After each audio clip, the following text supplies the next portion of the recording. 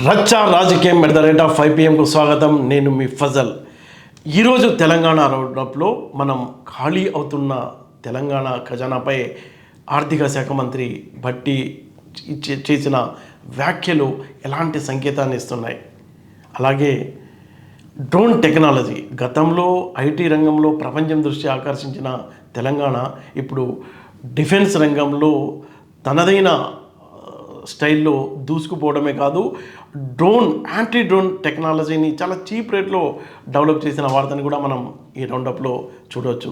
అలాగే గతంలో ఎన్నడూ లేని విధంగా తెలంగాణలో ఏప్రిల్ మే నెలలో దాదాపుగా 7,000 కోట్ల చిల్లర అమ్మకాలు పెరిగాయి. జనం అయితే ఈ ఎండ వేడి ఎలా ఉందో ఏమో తెలియదు, కానీ బీరులైతే తెలంగాణలో ఏరులై పారుతున్న వార్తను కూడా మనం ఈ రౌండప్లో చూడవచ్చు. రచ్చ రాజకీయం at 5 PM. Deputy CM Bhatti విక్రమార్కను కాంగ్రెస్ పార్టీకి సంబంధించిన కొంతమంది ఎమ్మెల్యేలు రెగ్యులర్గా కలుస్తున్నారు. తమ నియోజకవర్గ అభివృద్ధి కోసం ప్రభుత్వం ప్రామిస్ చేసినట్టు నిధులు కేటాయించమని.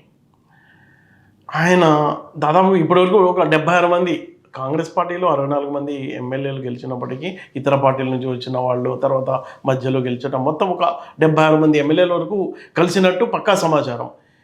వాళ్ళందరూ ఆర్థిక మంత్రి కూడా ఆయనే కాబట్టి ఆయనపై ప్రెజర్ పెట్టారు. ఆయన చేతులు ఎత్తేసారంట. ఆర్థిక పరిస్థితి చాలా దారుణంగా ఉంది.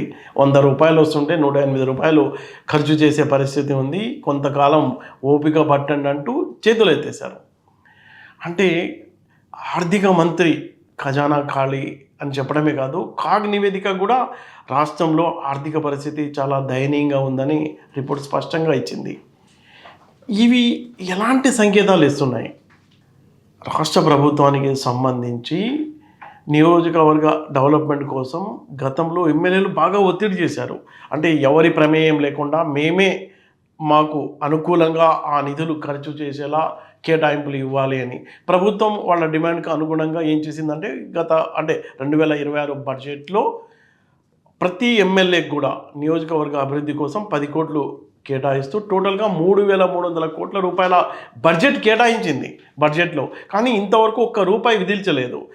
ఇలా ఉంటే మనకు డబ్బులు ఇవ్వకపోతే నియోజకవర్గంలో ప్రజలకు ఏ ముఖం చూపించాలి అంటూ చాలా అసహనం వ్యక్తం చేశారు. ఎవరు? కాంగ్రెస్ పార్టీకి సంబంధించిన ఎమ్మెల్యేలే.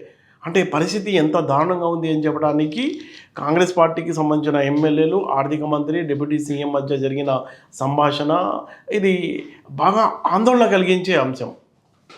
ప్రభుత్వం ఏం చెప్తుందంటే ప్రతి నెల ఖర్చు ఒక 20,000 కోట్ల రూపాయలు ఉంటే వచ్చే ఆదాయం 16,000 నుంచి 18,000 కోట్ల రూపాయల వరకే ఉంటుంది. సర్దుబాటు చేయలేకపోతున్నాము. 2,000 కోట్ల నుంచి 2,500 కోట్ల రూపాయల వరకు ప్రతి నెల కూడా అప్పు తెచ్చుకునే దుస్థితి ఉంది. ఎప్పుడు ఈ ఆర్థిక పరిస్థితి గాడిన పడుతుంది అన్న ఆందోళన రాష్ట్ర ప్రభుత్వం వ్యక్తం చేస్తుంది. ఆర్థిక సమస్యలు ఉన్నాయి. రిటైర్మెంట్ ఉద్యోగస్తుల బెనిఫిట్స్ ఇవ్వడానికి కూడా ఖజానా ఖాళీగా ఉంది.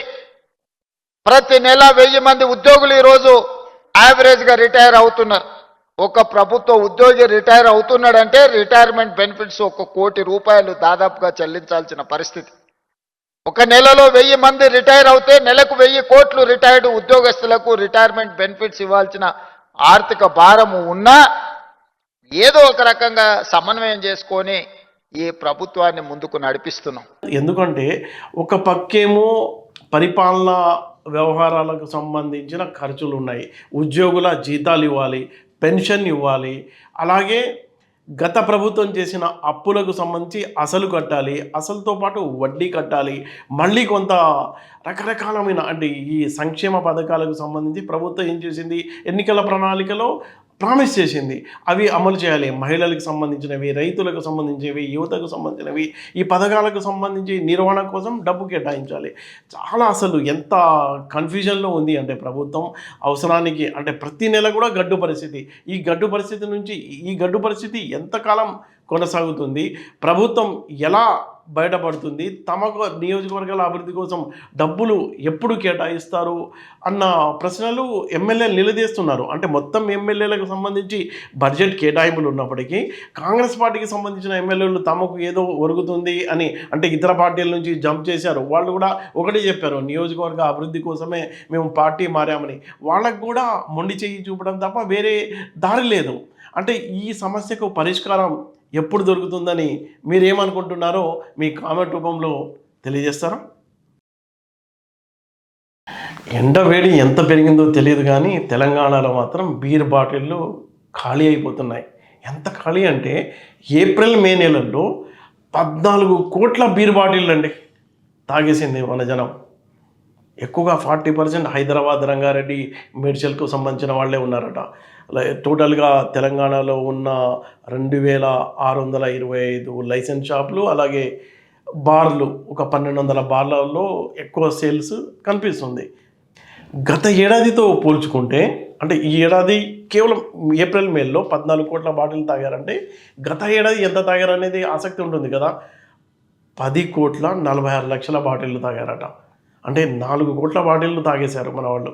ప్రతిరోజు 1,50,000 బీర్ కేసులు రోజు అమ్ముడు అవుతాయి యావరేజ్గా చూసుకున్నట్లయితే.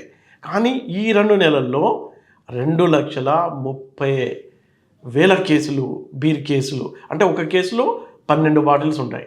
మే నెలలో కనుక చూసుకున్నట్లయితే గత ఏడాది 50 లక్షల బీర్ కేసులు అమ్ముడుపోతాయి. ఇప్పుడు ఈ ఏడాది 62,40,000 బీర్ కేసులు సేల్ అయ్యాయి. మరోపక్క బీర్ బాటిళ్ళు, బీర్ సేల్ విపరీతంగా ఉండడంతో లిక్కర్ అమ్మకాలు కొంత తగ్గాయి. దేనికంటే బీర్ విపరీతంగా ఈ ఎండ వేడికి జనం ఒక క్రేజ్లా, ఎంత అంటే మార్కెట్లో బ్రాండెడ్ సరుకు దొరకడంలా చీప్ లిక్కర్, అది కూడా ఇష్టం వచ్చినట్టు అవకాశం దొరికింది కదా అని అమ్ముకుంటున్నారు.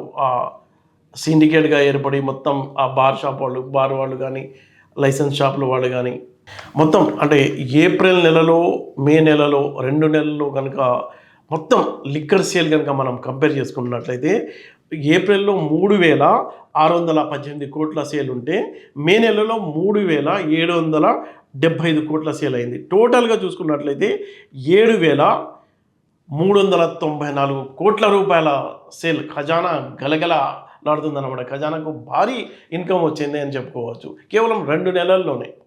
ఇంకొక రికార్డు, గతంలో ఇలాంటి రికార్డు ఎప్పుడూ లేదట. ఏప్రిల్ 31 తేదీన 423 కోట్ల రూపాయల సేల్ జరిగింది. ఇది తెలంగాణ చరిత్రలోనే ఒక రికార్డుగా ఎక్సైజ్ డిపార్ట్మెంట్ చెప్తుంది. ఆసక్తికరమైన విషయం ఏంటంటే తెలంగాణ ఏర్పడినప్పుడు 2014లో వార్షిక ఆదాయం లిక్కర్ అమ్మకాలపై తెలంగాణకు వచ్చింది కేవలం 10,000 కోట్లు.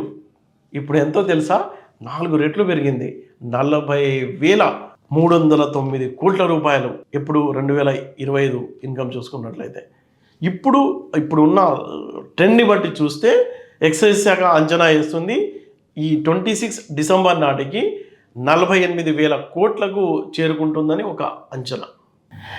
ఎండ వేడికి తెలంగాణలో బీరు ఏరులై పారింది అనటానికి ఈ లెక్కలు అద్దం పడుతున్నాయి.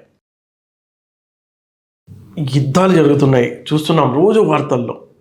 ఉక్రెయిన్ రష్యా యుద్ధం కానీ, ఇరాన్ అమెరికా యుద్ధం కానీ, ఈ యుద్ధాల్లో కీలక పాత్ర పోషించేది డ్రోన్.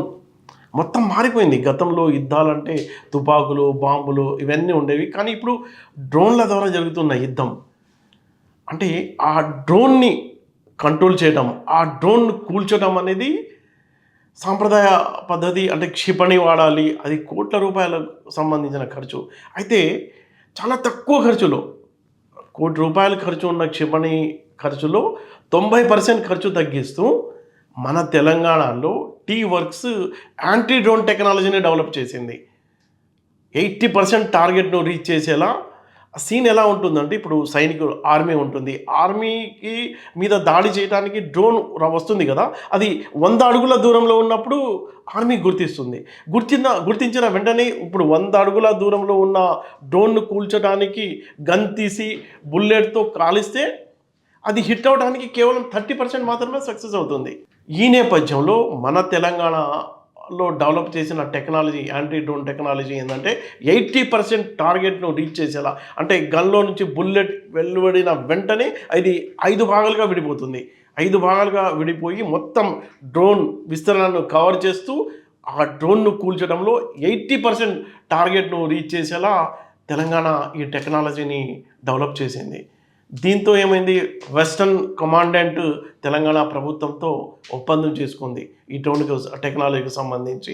కేవలం ఈ డ్రోన్లను కూల్చే టెక్నాలజీ మాత్రమే కాదు, ఈ సైనికుల మానసిక ఆరోగ్యానికి సంబంధించిన టెక్నాలజీని కూడా, అలాగే ఈ సౌరశక్తితో నడిచే కిచెన్లు, ఈ వీళ్ళకి సంబంధించి సైనికులకు సంబంధించిన ఆయుధాలను, నిఘా పరికరాలను ఒక ప్రాంతం నుంచి ఇంకొక ప్రాంతానికి తరలించడం, అలాంటి టెక్నాలజీ. ఇంకొకటి ఏంటంటే మైన్స్లో పెడతారు కదా బాంబులని, వాటిని నియంత్రించే టెక్నాలజీ.